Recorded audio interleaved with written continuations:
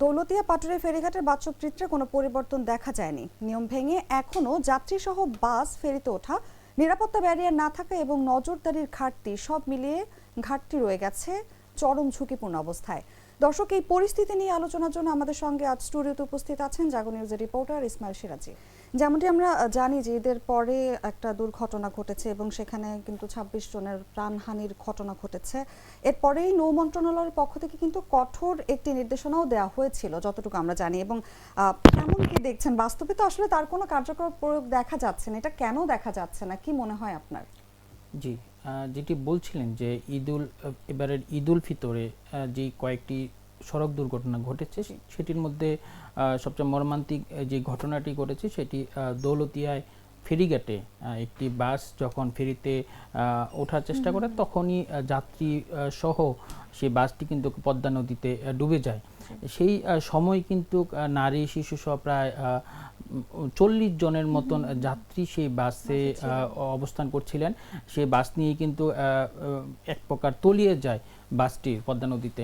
সেই ঘটনার কিন্তু ভয়াবহতা সারা দেশ দেখেছে এবং সেই ঘটনার পরবর্তীতে পরবর্তীতে ২৯ মার্চ যে ঘটনাটি ঘটেছিল ২৫ মার্চ বিকেল ৫টা নাগাদ, সেটি নিয়ে পরবর্তীতে ঈদ পরবর্তীতে ২৯ মার্চ নৌ মন্ত্রণালয়ে একটি বৈঠক বসে বাস মালিক সহ যারা প্রশাসনের দায়িত্বে রয়েছেন, নৌমন্ত্রী এবং নৌ প্রতিমন্ত্রী, ওনারা আসলে সকলে মিলে এই নৌ দুর্ঘটনা কীভাবে রোধ করা যায় বা নিয়ন্ত্রণে আনা যায় সেটি নিয়ে তারা একটি বৈঠক করেছিলেন।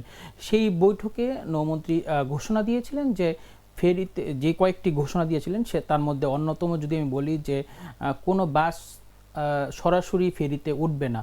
তারা আসলে প্রথমে তারা পন্টুনে ওঠার আগে তারা যাত্রী নামিয়ে নিবে এবং যাত্রী নামিয়ে খালি বাস চালক সেটি ফেরিতে উঠাবেন বা ফেরিতে তার নির্দিষ্ট স্থানে দাঁড়াবেন গিয়ে। তো সেই নির্দেশনা কিন্তু মন্ত্রী দিয়েছিলেন। সেই নিউজটি আমরা সচিবালয়ে উনি ব্রিফিং করেছিলেন, সেটি আমরা গণমাধ্যম কর্মী হিসাবে সেটি আমরা সংবাদ কভারেজ করেছিলাম। কিন্তু পরবর্তীতে যদি আপনি ধরেন যে বাস্তব চিত্র কি, আমরা ঠিক ১ মাস পর, এই ঘটনার ১ মাস পর আমরা জাগো নিউজের পক্ষ থেকে আমরা সেটি সরজমিনে অনুসন্ধানে গিয়েছিলাম যে আসলে বাস্তব চিত্র আসলে কি হচ্ছে। সেখানে আমি আরেকটি বিষয় জানিয়ে রাখি যে আপনাকে, যে ওই ঘটনার পরবর্তীতে আরও যে কয়েকটি নির্দেশনা ছিল, সেই নির্দেশনা অন্যতম একটি নির্দেশ ছিল যে পন্টুন রয়েছে ফেরিতে ওঠার আগে সেইখানে কিন্তু নিরাপত্তা ব্যারিয়ার স্থাপনের নির্দেশনা দেওয়া হচ্ছিল। সেই বৈঠক থেকে সিদ্ধান্ত নেওয়া ছিল এবং পরবর্তীতে সেটি কার্যকরের নির্দেশনা দেওয়া হচ্ছিল। আমি যদি বলি যে এখন পর্যন্ত আমরা পাটুরিয়াতে আমরা এখন নিরাপত্তা ব্যারিয়ার আসলে দেখতে পাইনি, তবে নিরাপত্তা ব্যারিয়ারের যে সরঞ্জামাদি রয়েছে সেটি কিন্তু পড়ে আছে। তবে আমরা যারা ঘাটে নিয়মিত যাতায়াত করেন এবং যারা আমরা কয়েকজন হকারের সঙ্গে কথা বলেছি, তারা বলছেন যে দীর্ঘদিন প্রায় ১০-১৫ দিন ধরে এগুলো এখানে পড়ে আছে, তবে কোনো কাজ করা হয়নি। তবে আরেকটি ভালো খবর আমরা বলতে পারি যে ঘটনাটি যেটি ঘটেছিল দৌলতদিয়া ফেরিঘাটে, সেখানে তিনটি ঘাটে সেখানে নিরাপত্তা ব্যারিয়ার নিশ্চিত করা হয়েছে। তো এখন আপনি যেটি বলছিলেন যে এই দুর্ঘটনা কমানোর যে পদক্ষেপ, সেটির মধ্যে প্রথমত ছিল যে যাত্রীবিহীন বাস উঠবে ফেরিতে এবং নিরাপত্তা ব্যারিয়ার থাকবে। আমরা বেশ কিছু জায়গায় এই দুটির গাফিলতি আমরা দেখতে পেয়েছি ফেরিঘাটে। যেমনটি বলছিলেন যে ফেরিতে ওঠার আগে যাত্রী নামিয়ে দেওয়ার যে ব্যাপারটা থাকবে, যে নিয়ম ছিল, সেটা আসলে না মানার প্রবণতাটা কেন? এখানে আসলে দায় কার, চালক যাত্রী নাকি প্রশাসনের নজরদারির গাফিলতি আছে, কি মনে হয়?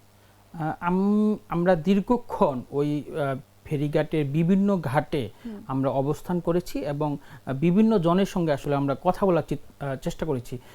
তখন তারা জানিয়েছেন যে আমরা যখন যাত্রীদের সঙ্গে কথা বলতে যাই যে আপনারা তো বাস থেকে নামেননি, ফেরিতে বাসটি যখন উঠছিল কেন নামেননি, সেটি যখন আমরা প্রশ্ন করেছিলাম তখন তারা বলেছিল যে চালক কোনো নির্দেশনা দেয়নি, কোনো নামার জন্য কোনো সুযোগ ব্রেক করেনি, বাসটি ব্রেক করে যাত্রীদের নামানোর যে সুযোগটি সেটি তারা দেয়নি, সেখানে ঘাট কর্তৃপক্ষ ছিল না, সেটি তারা বলছে।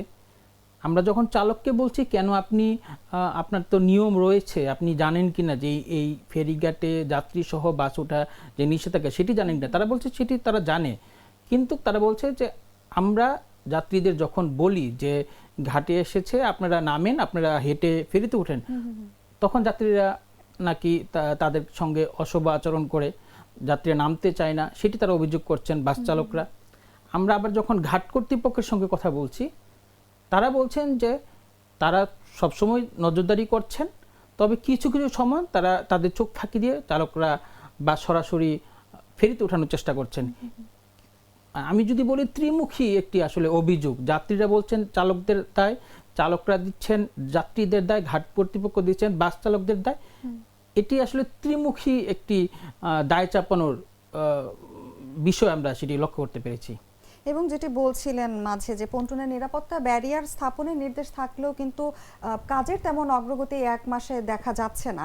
এটা কি শুধু প্রশাসনিক ধীরগতি বলবেন নাকি নজরদারির চরম ব্যর্থতা বলবেন আপনি? যেটি নজরদারি তো অবশ্যই রয়েছে, যে কোনো কিছু আপনি যখন কোনো একটি নিয়ম বা নির্দেশনা দিয়ে দেন, তখন তো সেটি বাস্তবায়ন মাঠ পর্যায়ে হচ্ছে কিনা সেটি আসলে নজরদারি সবচেয়ে গুরুত্বপূর্ণ। যখন নিরাপত্তা ব্যারিয়ারের কথাটি বলা হয়েছে প্রায় 1 মাস আগে, গত 29 মার্চ সেই ঘোষণাটি দেওয়া হয়েছে। আমরা 1 মাস এই ঘটনা নির্দেশনার 1 মাস চলছে আজকে। 1 মাসে কিন্তু সব পন্টুনে এই নিরাপত্তা ব্যারিয়ার স্থাপন সম্ভব হয়নি। বিশেষ করে দৌলতদিয়ার যে অংশ রয়েছে সেখানে 3টি স্থানে ব্যারিয়ার যদিও নির্মাণ করা হয়েছে, তবে পাটুরিয়া অংশে কিন্তু এখনও সেই অব্যবস্থাপনা রয়ে গেছে। এটি আমার কাছে যেটি মনে হয়েছে, আমি তাদের সঙ্গে কথা বলে, যে যেহেতু ঘটনাটি দৌলতদিয়ার ফেরিঘাটে ঘটেছে, তাই সেটি তাৎক্ষণিকভাবেই নিরাপত্তা যে ব্যারিয়ার সেটি স্থাপন করা হয়েছে। যেহেতু পাটুরিয়া অংশে এরকম দুর্ঘটনা ঘটেনি, তাদের আসলে সেই নজরদারিও নেই এবং যেই তৎপরতা বেশি সেটি আসলে লক্ষ্য করা যায়নি, যে কারণে ধীরগতিটি অনেকেই বলছেন যে এটি আসলে একটি প্রসেস, যেহেতু এখানে টেকনিক্যাল যারা কাজ করছেন তারা এসে তারপর সেগুলো আসলে নির্মাণ করবেন। তো সেই ক্ষেত্রে আমরা বলতে পারি যে নজরদারি তো অবশ্যই রয়েছে, তবে ঈদের এই যে আমাদের কিন্তু একটি ঈদ শেষে আরেকটি ঈদ চলে আসছে, ঈদুল আজহা কিন্তু সামনে রয়েছে। তো এই ঈদের আগে কিন্তু কাজগুলো দ্রুত যেন শেষ করে, সেটি কিন্তু যাত্রীরা আমাদের জানিয়েছে যে এই ধীরগতি যেন ঈদ পর্যন্ত না চলে যায়, ঈদের আগেই যেন সেই ব্যারিয়ারগুলো, নিরাপত্তা ব্যারিয়ারগুলো সেগুলো স্থাপনের কাজ শুরু হয়, আবার আর কোনো দুর্ঘটনা না হয়। একদমই তাই। এবং এবার একটু জানতে চাইবো, এই যে ক্যামেরা দেখলে বা নজরদারি দেখলে যে তড়িঘড়ি করে নিয়ম মানার একটা ব্যাপার আমরা দেখতে পাই, এটা আসলে কতটা বিপজ্জনক এবং দীর্ঘমেয়াদে কোনো দুর্ঘটনার ঝুঁকি বাড়াচ্ছে কিনা এই ধরনের তাড়াহুড়া, কি মনে হয় আপনার? আমরা যখন পর্যায়ে কি দেখছেন? আমরা যখন ফেরিঘাটগুলোতে অবস্থান করছিলাম, তখন এক প্রকার গোপনীয়তা রক্ষা করি আমরা, মানে সাংবাদিক পরিচয় বাহিরে গিয়ে আমরা সাধারণ মানুষের মতন গিয়েই কিন্তু আমরা এই চিত্রগুলো ধারণের চেষ্টা করছিলাম। তখন ঘাটে কোনো সাংবাদিক বা এইগুলো আসলে তারা যখন দেখেন যে এই ঘাট এলাকায় আসছেন, তখন তারা কিছুটা সতর্ক হয়ে যান। হ্যাঁ, তখন সতর্ক হওয়ার কারণে তাদের যে নিয়ম সেগুলো একটু ফলো করার চেষ্টা করেন, যেন এই নিউজগুলো যেন তারা এইগুলো থেকে দূরে থাকতে পারেন। কিন্তু আমরা যখন প্রায় এক প্রকার গোপনেই আমরা সাধারণ মানুষের সাথে মিশে গিয়ে যখন এই পরিস্থিতিগুলো দেখলাম, তখন কিন্তু দেখছি যে এইগুলো ভয়াবহ। কারণ সরাসরি নিয়ম না মেনে যে নিরাপত্তা ব্যারিয়ার তো নেই, আমি যদি পাটুরিয়া অংশে বলি যে নিরাপত্তা ব্যারিয়ার নেই, সেই নিরাপত্তা ব্যারিয়ার ছাড়াই তারা কিন্তু ফেরিতে উঠে যাচ্ছে। এই আগের মতন সেই দুর্ঘটনার ঝুঁকি কিন্তু বর্তমানে রয়েছে। যখন আমরা সাংবাদিকতার পরিচয় নিয়ে যারা ওই ঘাটের দায়িত্বশীল যারা রয়েছেন, যখন তাদের মুখোমুখি হই যে কেন তারা আসলে যাত্রী না নামিয়ে তারা পন্টুনে উঠতে দিচ্ছে এবং বাসটিকে ফেরিতে উঠতে দিচ্ছে, তখনই তারা আসলে সরব হয়ে যাচ্ছেন, তৎপর হয়ে যাচ্ছেন, যেন তারা দেখাচ্ছেন যে সব নিয়ম এই ঘাটে মানা হচ্ছে। কিন্তু বাস্তবতা কিন্তু সেটি নয়। বাস্তবতা যখন ক্যামেরা অফ থাকে তখন চিত্র একরকম, যখন ক্যামেরা অন হয় তখন যে নিয়ম নীতিগুলো আছে তারা সেগুলো পরিপাটি করায়। কিন্তু বাস্তব চিত্র কিন্তু সবসময় তো আর ক্যামেরা থাকবে না, ক্যামেরা কিন্তু সাংবাদিক তো আর সবসময় ঘাটে থাকবে না, বা ক্যামেরা সবসময় অন থাকবে না। এই অন না থাকায় সেই দুর্ঘটনা কিন্তু, মানে যে শঙ্কা সেটি কিন্তু রয়ে যাবে, দীর্ঘস্থায়ীভাবেই রবে। কারণ যতক্ষণ না পর্যন্ত দায়িত্বশীলরা দায়িত্বশীল ভূমিকা পালন না করবে, ততক্ষণ পর্যন্ত এই দুর্ঘটনার যেই সম্ভাবনা সেটি রয়ে যাবে। একদমই তাই, এবং আমাদেরও আসলে আশা থাকবে যাতে সংশ্লিষ্ট কর্তৃপক্ষ নজরদারি বাড়ায় এবং কঠোরভাবে নজরদারি রাখে। আপনাকে অসংখ্য ধন্যবাদ সিরাজি আমাদের সঙ্গে আজ আলোচনায় উপস্থিত থাকার জন্য। জি, আপনাকে ধন্যবাদ। আমার একটা স্মার্ট সিদ্ধান্তে 25% গ্যাসের খরচ কমেছে। ভাবছেন কিভাবে? সাধারণ গ্যাস স্টোভ বদলে আমি এনেছি আরএফএল গ্যাস স্টোভ। এর সাইন্টিফিক নজল ও ব্রাস বার্নার ক্যাপ সমানভাবে তাপ ছড়িয়ে রান্না করে দ্রুত। তাই গ্যাসও বাঁচায় 25%, টাকাও বাঁচে 25%। আরএফএল গ্যাস স্টোভ নিরাপদ ও গ্যাস সাশ্রয়ী।